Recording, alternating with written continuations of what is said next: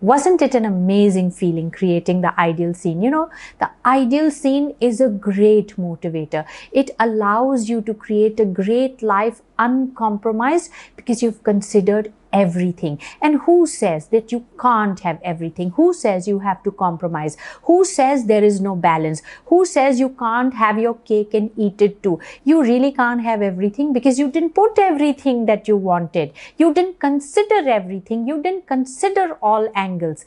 And when you do that, you have it. Trust me, there are enough examples of successful people who've made it on their terms, who are happy, who are growing, whose families vouch for them, whose friends actually swear by them, who are living a principle-led life and making a great difference in the world and are wealthy with their private jets and yachts and whatever it is that you want. There are people like that. And those are clever ones who put everything out on paper. And to do that is great power.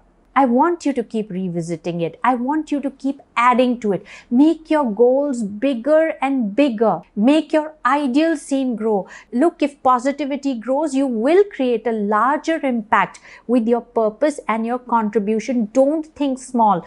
Don't play small. I dare you. I challenge you to think the biggest that you have ever thought. I am standing behind you. I'm standing by you. I'm standing with you. And I am holding your hand and telling you, go fly. I am right here putting wind under your wings. And look, if doubts have crept up, if worries have crept up, if you're looking at your current reality and saying, I'm not really sure, I'm writing all these big things, but look where I am today. I don't know how to cover that gap. Well, that's exactly what we're going to do today. And that's going to happen in confront. You need to confront where you are in this moment. I do fire walks in my workshops. I get people to walk on fire, actual raging fire, not coals, fire. And there are many ways that people conduct the fire walk, and the famous ways, which is how majority of the people conduct it, they tell you, don't think it is fire, you think it's ice. Keep telling yourself it's cold, I'm very cold, this is ice. Okay, fine, you get across on the other side, maybe it works. But hey, denial is not how you live life. Say it's fire and rise above it and go unharmed. That for me is success. Don't lie to yourself and say this is ice and then you made it. Hey, you made it on a lie, right? This is fire. Are you going to confront it? Are you going to find within yourself how to combat heat and go on the other side unharmed? That's the journey that I'm taking you on, that you don't live in denial when an obstacle comes in front of you, say, oh, it'll go away, it'll all happen. No, you confront it. You look at it eye to eye and you say, okay, you're fire. I am bigger than you. Turn on the heat and I will still overcome it. Unharmed, my way, the way I envision it. There is nothing bigger than you, not even fire. And that is one of the elements of honesty and integrity and confront that have got me past 26 years creating people to see reality, to confront it and to become bigger than it and change it.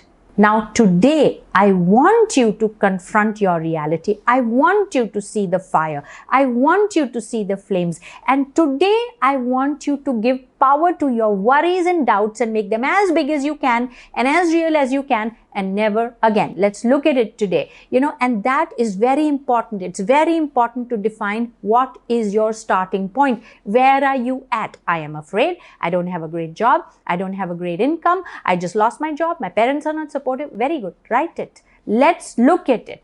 Today, let's look at it. All of these days we were saying, okay, you put it away, put it aside. Today I'm saying, bring it on. See, even when you use Google to give you the journey to go to your destination, first it asks you, where are you? Tell me your location. Because when your location is fed in and your destination is fed in, then A, it tells you how far you are, and B, it gives you the fastest route to get there. I am doing the same thing for you. You have your destination plan. Now tell me where you are. I will show you how long it will take you, and then I will create a fast track route for you to get there. So let's find out where you are. Let's bring Veer in. Veer ko bulaya jaye, which in Hindi means Veer, you are summoned. Okay, like the kings that would do and call you to court. So we are calling you in this majestic court.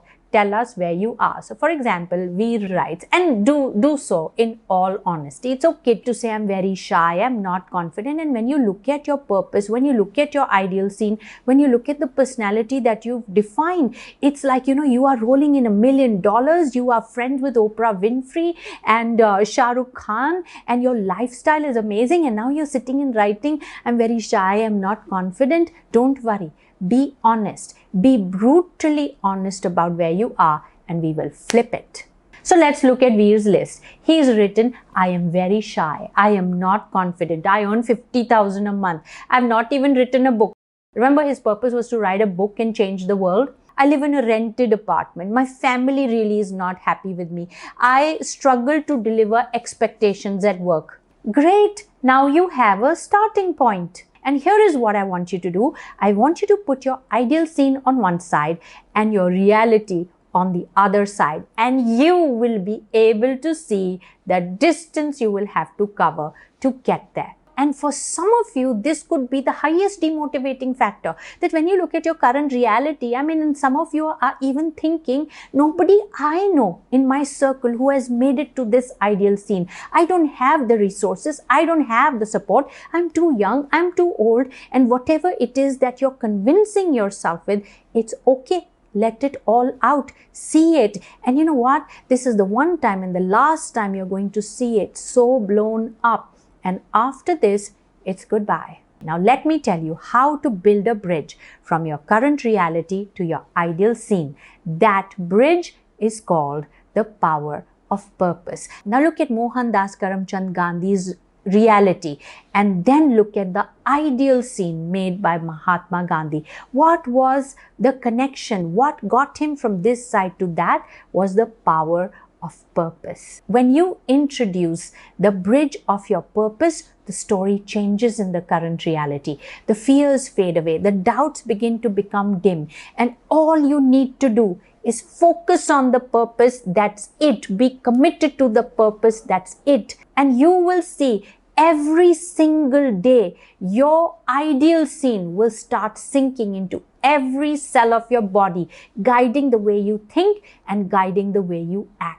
Your purpose has the power to change you, to bring out the best in you, to bring to fore your hidden talent, which you have been denying in your current reality. And in the journey to following your purpose, you become the glory. And when you do, nobody can take that away from you. Now, the final unlock on the chains of reality that are actually holding you back is understanding why are you here in the first place? How come you landed here? When you go to a new place and somebody says, oh, how did you arrive here? Oh, I took the flight, I made a decision and so on. You know the process that you land in a place because you were aware of the process. Your current reality, you have denied the awareness of the process. And we're going to hit the nail on the head. And in defining why are you here, you will unlock the chains that are holding you back and keeping you in this current reality, which you have believed will continue to be your future. And I call that unlock key 6 reasons why. Write 6 reasons why you are here. 6 reasons why you have not made it. 6 reasons why your ideal scene will forever be a fantasy. What are the 6 things that you are doing? 6 things that are shaping your personality, have become your habits, that will never ever let you move ahead in life. If Veer was to write it, let's put Veer forward. And I tell you, I did this exercise when I started on my journey as a motivational speaker. I wanted the great life. Once I had seen it, once I had stepped out of my world and I had seen the dream, now I wanted it, but I was not there. And even being exposed to it, I was not doing anything to get close to it. Why? I was gifted. I was talented. I had the potential. Then what was holding me back? And I wrote the list. I am lazy, and a lot of you will agree with that by your own standards, forget anyone saying, oh, you work very hard. I know how lazy I am. I procrastinate. Oh yes, I do too, even till date. Okay, but that time it was a defining personality of mine. I am lazy by my standards, not your standards, because you already think I'm queen of the world, but I think I can do more. Second, I'm not assertive. I give in to other people's opinions. If you tell me go there, I won't argue with you. I'll go there. I find it stressful to argue, and I find it easier to listen to you. That's not cool. That's not the personality that will make it to the ideal scene. Number 3, I'm not decisive. I take forever to make decisions, and then I keep thinking, if I decide this, if I do this, then what will others think? Oh my God, which brings me to number 4, I'm distracted. While I'm doing my job, I'm also minding other people's business and listening to them. See, the minute you turn your attention away from what you want to do, you are influenced, and that influence sometimes takes you off track. Number 5, I don't believe in myself. That was one truth that hit me, that do I really believe I can do this? And the answer was no. And number 6 was, I'm not outgoing. I don't go out and make friends with people. And if I make friends with people, I don't continue that friendship. My God, I was to write 6 reasons why, and I wrote plenty more. So it's okay if your list goes longer. But at the end of it, you have to find the thief. You have to find the culprit. Imagine sitting as the sole witness, and they present to you 20 people and say, who was it that stole? Who was it that you saw? And you look over the 20 people and you have to pick up one. And that's what I had to do. I had already written like a gazillion reasons why, and I had to pick out one. And I circled and I recognized I don't believe in myself.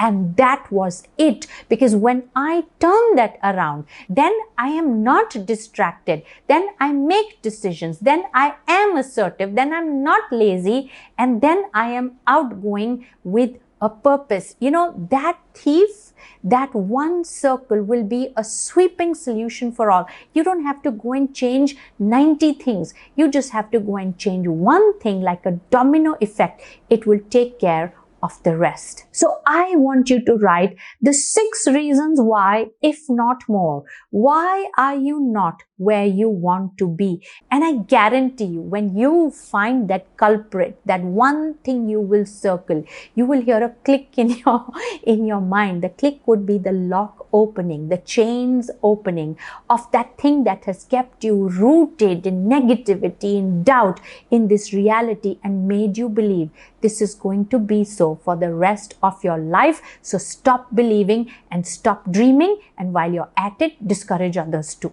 You will open that lock. See, the ideal scene is waiting for you. You have to take a step forward, and you cannot take a step forward when your feet are chained by your doing. You have to unlock that, and that happens in awareness. Awareness is a compelling drive for change, and change we are going to do. And before you sit and write that, I want to recite this poem for you. It's one of my favorites by Oscar Wilde. So it goes like this. You should build a better world, God said.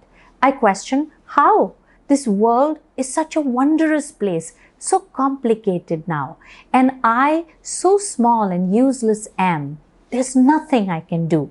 And God, all kind and wise, replied, just build a better you.